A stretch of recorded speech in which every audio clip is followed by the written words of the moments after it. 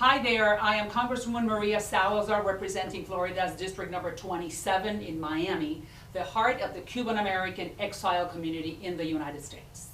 Today the Cuban people are crying out. They rally in the streets of Cuba chanting Libertad, liberty. For 62 years, misery has become the Cuban birthright. The communist regime has ruled with violence, lies, and oppression. But no more. The Cuban people have nothing left, no rights and no freedom, but more importantly, no fear. The world is watching as tens of thousands of Cubans take to the streets, but the regime is fighting back. The regime is a satanic nightmare. Internet blackouts, silence of the press, beating those on the streets, that is Cuba's reality now. As the island goes dark, the Cuban people fight in the streets alone.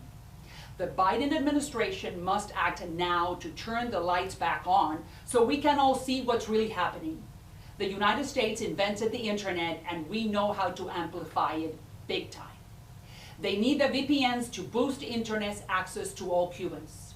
They need the ability to share their videos in order to expose their regime's atrocities. They need a secure channel, just like Pompeo did with Iran, who cut internet 3 years ago for killing their own people. That is the same thing that's happening to the Cubans now.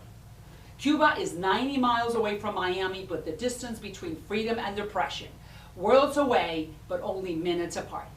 When Fidel Castro took to power in 1959, he promised the riches to the world and called it democratic socialism.